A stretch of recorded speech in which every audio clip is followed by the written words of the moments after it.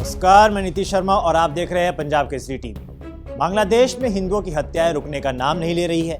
हिंदुओं को आसानी से निशाना बनाया जा रहा है। हिंदुओं के खिलाफ होने वाले इन अत्याचारों ने साफ कर दिया है कि बांग्लादेश में यूनिस की सरकार अल्पसंख्यकों की टारगेट किलिंग को प्रोत्साहित कर रही है। बांग्लादेश में बदलते ये हालात इस ओर इशारा कर रहे हैं कि यहाँ पर जैसे हिंदुओं के बड़े पैमाने पर पलायन कराने की साजिश हो रही है।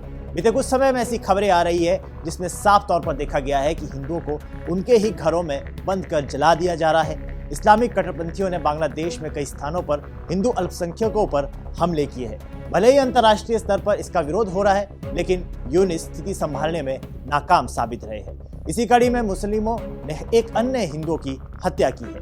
आइए समझते हैं बांग्लादेश में हालात किस तरह बद से बदतर होते जा रहे हैं। बांग्लादेश में हिंदू युवक की हत्या। बांग्लादेश में एक और हिंदू युवक अमृत मंडल की मौत का मामला सामने आया है, जिससे अल्पसंख्यक समुदायों की सुरक्षा को लेकर चिंता बढ़ गई है। यह घटना राजबाड़ी जिले के पंक्षा उपजिला में हुई। अमृत मंडल पर कथित तौर पर वसूली के आरोप लगाए गए थे। अमृत मंडल सम्राट वाहिनी का सरगना था। वह हुसैन डांगा गांव का निवासी था।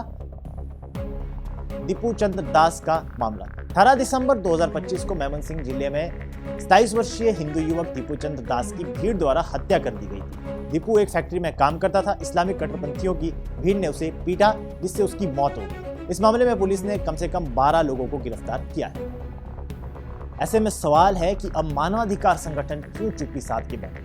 इस समय दुनिया में स्थिति बदल रही है। पश्चिमी देशों का प्रभुत्व खतरे में है। यहाँ पर देखा गया है कि मानवाधिकार संगठन, जिसमें ज्यादातर अब्राहमिक धर्म को मानने वाले लोग हैं, वो जब भी किसी नॉन अब्राहमिक रिलीजन के ऊपर अत्याचार होते हैं तो उनकी प्रतिक्रिया कम संवेदनशील होती है। ये तो अंतर्राष्ट्रीय संगठन है जिनकी मौजूदगी खासतौर से पश्चिमी देशों में है, जिससे इन देशों के झुकाव को समझा जा सकता है। इस नकारात्मकता और दक्षिण एशिया में इस्लामिक देशों में अल्पसंख्यकों पर होने वाले अत्याचार को साफ समझा जा सकता है। हिंदुओं के लिए भारत को आवाज उठानी होगी, क्योंकि भारत के अतिरिक्त इन हिंदुओं का कोई समर्थक नहीं है। बांग्लादेश में होने वाली ये घटनाएं ज्यादातर दलितों के खिलाफ हो रही।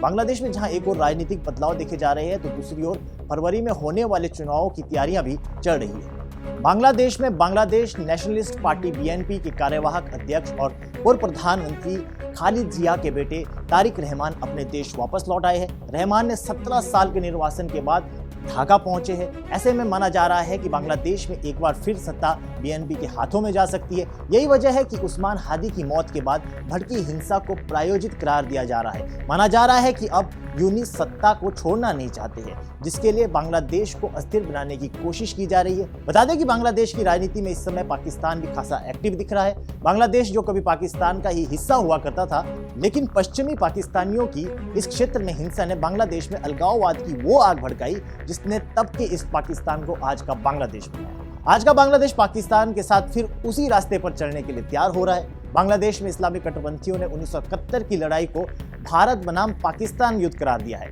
जिसमें बांग्लादेश का कोई रोल नहीं है।